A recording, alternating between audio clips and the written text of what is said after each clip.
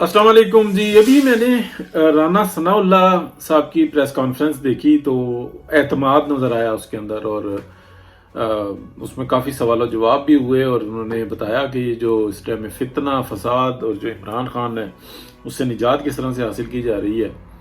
اور دوسری جو 9 مئی کی جو صورتحال ہے اس کے اوپر یہ بھی سوال آیا کہ جو آرمی چیف کی جو وزیر اعظم سے ملاقات ہے اس سے متعلق، اور یہ بھی بات آئی کہ جو زرداری صاحب کا جو اس وقت میں پولیٹیکل جو ایک طریقہ کار چل رہا ہے تو اس کے اوپر بھی مٹی ڈالتے نظر آئے، لیکن ایک اعتماد خاص قسم کا نظر آیا. دیکھیں وہ اعتماد ہے کیا، اس بات کو ہمیں سمجھنا ہوگا. پاکستان کے اندر جو سب سے بڑا جس وقت میں مسئلہ ہے نا وہ ہے معاشی بدحالی، جس سے نکلنے کی کوشش کی جا رہی ہے، اور بڑے اللہ کا شکر ہے کہ طریقے سے اس صورتحال سے نکلے کہ ڈیفالٹ کی کوئی صورتحال بنے. اب اس کے اندر ایسا نہیں ہے کہ اس سے نکل کے باہر آ گئے ہیں اور بالکل بے فکر ہو گئے ہیں کہ اب کام کریں نہ کریں، دکان کھولیں نہ کھولیں، آفس جائیں یا نہ جائیں، اب ہمیں کوئی فرق نہیں پڑنے والا.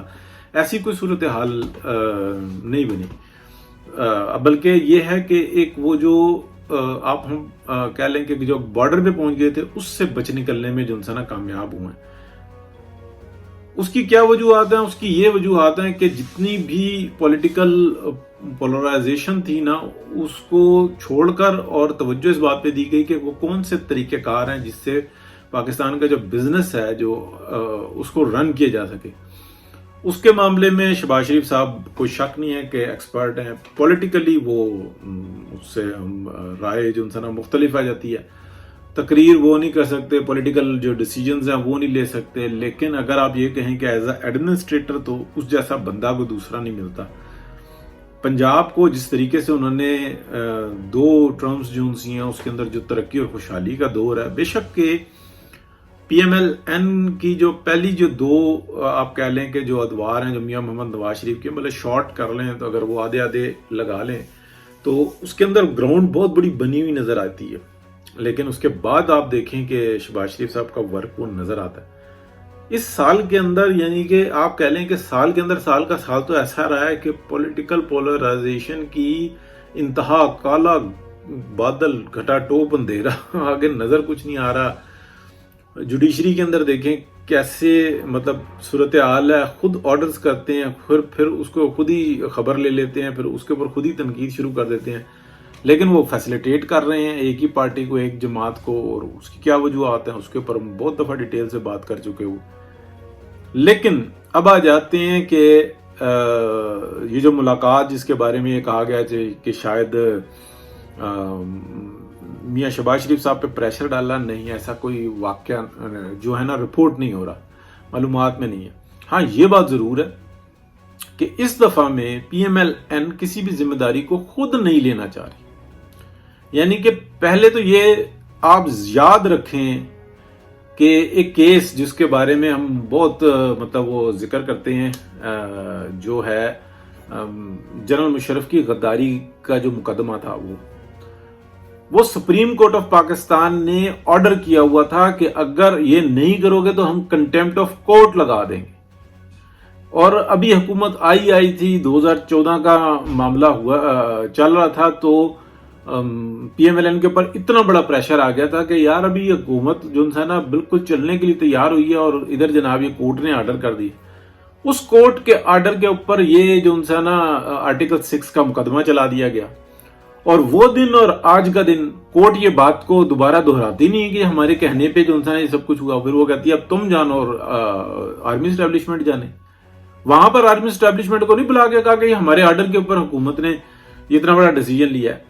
اس وقت میں بھی یہی ہو رہا ہے کہ عمران خان کو گرفتار کر لینا، گرفتار تو ہو جائے گا وہ، ٹھیک ہے، ڈیفیوز بھی ہو گیا. ڈیفیوز کیوں ہوا ہے؟ کیونکہ اس نے تو وہ ڈائریکٹلی اگر آج بھی خاموش ہو گئے حکومت پاکستان تو پھر کب بولے گی؟ یعنی کہ بہت سارے لوگ کہتے ہیں کہ وہ آرمی کا مسئلہ، آرمی تو ایک ڈپارٹمنٹ ہے، ایک ادارہ میکسیمم آپ کہہ لیں کہ اس نے اپنے آپ کو کلیم کیا ہوا ہے. تو یہ پاکستان ہی ہے نا، وہ خاموش نہیں رہ سکتے. یعنی کہ ڈیفنس کا معاملہ ہے، اس کے اوپر خاموش نہیں رہا جا سکتا. یعنی کہ حکومت پاکستان خاموش نہیں رہ سکتی. لیکن کیا ہمیں اپنی تاریخ سے یہ سبق نہیں سیکھنا چاہیے کہ کچھ ہی ہفتوں کے بعد وہ یہ کہیں کہ یار یہ کس نے کہا تھا کہ جناب عمران خان کو اریسٹ کر لیا جائے، وہ تو ایک سول ہے اور ہم نے تو جو انسان کوئی ایسی بات ہی نہیں کی، یا بالکل ہی خاموشی کر لیں، اور جو کنٹیمپٹ آف کورٹ کا ہے وہ حکومت سامنا کر رہی ہو اور گلے سے پکڑا ہوا ہو۔ کیا ہماری تاریخ کے اندر ایسے واقعات ہوئے ہیں؟ تو یہ بہترین جو انسانہ ایک اسٹریٹجی ہے، میں یہ سمجھتا ہوں کہ اس میں کوئی دیر نہیں ہے۔ دوسری بات جو انسی ہے نا، یہ کہا جا رہا ہے کہ اگست میں شاید حکومت چلی جائے اور ایک نگران سیٹ اپ آ جائے اور نگران سیٹ اپ پرولونگ کر جائے۔ اس کے اوپر میں آپ کو بتاؤں کہ جو ہم نے 1 سال پہلے، یعنی کہ ابھی حکومت آئی تھی، اسی وقت میں یہ رپورٹ کی گئی تھی کہ جو اعداد و شمار بنائے گئے، جو وہ وار اسٹریٹجی بنائی گئی، جو میپ بنایا گیا، اس کے اندر جو یہ حکومت ہے، اگر اس کو اگست میں یعنی کہ یہ اپنی مدت ختم کرتی ہے اور سپٹمبر میں جو انسانہ یہ انتخابات ہوتے ہیں، اکتوبر میں انتخابات ہوتے ہیں، تو یہ جو انسانہ معاملہ بیچ میں رک جائے گا۔ جو آئی ایم ایف کر رہا ہے نا، آئی ایم ایف کے بارے میں آپ یہ کہہ لیں کہ ان چیزوں کی توقع تھی، کیونکہ امریکہ، آئی ایم ایف، ویسٹرنز، پاکستان کے یعنی کہ سی پیک کے معاملے کے اندر ان لوگوں کی رائے بالکل ایک جگہ پر ہے۔ لیکن کیا یہ صرف ایک ہی رائے ہے؟ نہیں، دوسری جانب سے بھی جو کنسورشینز ہیں، جو کوریا، چائنا، آپ رشیا، ان کو کہہ لیں تو یہ کسی اور بیلٹ میں ہے۔ کیا انڈیا اس میں ہے؟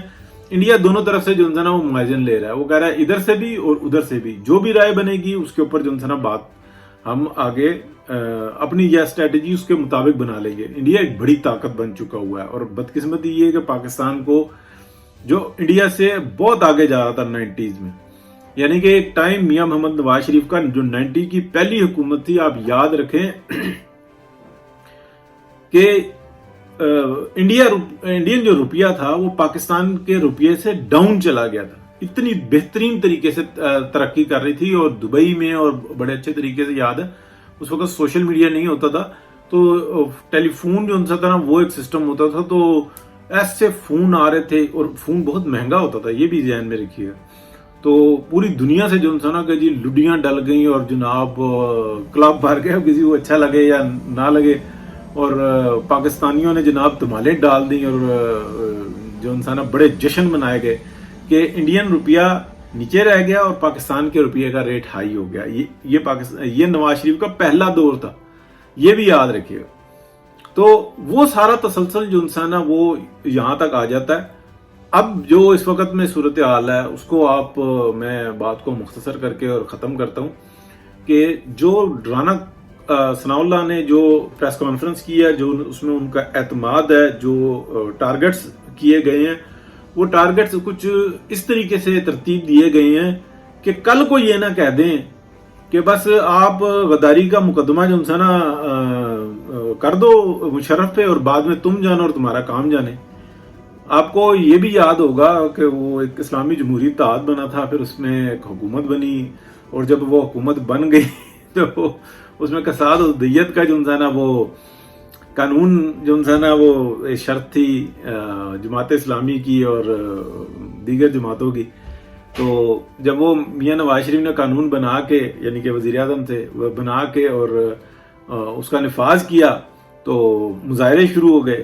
جب مظاہرے ہوئے تو اس کے اندر جماعت اسلامی بھی مظاہروں میں سب سے آگے ہوتی تھی، جبکہ مطالبہ بنانے کا انہی کا ہی تھا۔ تو وہ پھر ہم جو اس وقت میں بھی سیاست میں یعنی کہ ینگ تھے لیکن بڑے سرگرم ہوتے تھے، تو وہ کہتے تھے ہمارا مطالبہ یہ تھا کہ تم قانون بناؤ۔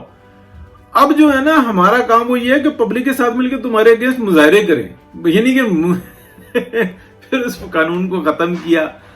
تو یہ چیز جو ہے نا تاریخی واقعات سے سبق سیکھنا چاہیے۔ تو ٹھیک ہے نا، گرفتار کریں نا اب، اور جیسے مقدمہ چلانا ہے چلائیں۔ یہ تحفہ کس کا ہے یہ بھی سب کو پتا ہے، اور اس وقت میں اس نے اٹیک کس پہ کیا ہوا ہے؟ پاکستان پہ اٹیک کیا ہوا ہے۔ تو اس سے نکلنا، اس سے بچنا، یہ صرف ایک کی ذمہ داری نہیں ہے۔ پی ایم ایل این اس سے زیادہ کیا اپنے اوپر مطلب قربانی دے گی، اپنی قربانی دے گی کہ پاکستان کو بچانے کے لیے سب کچھ ہی کر نکلے۔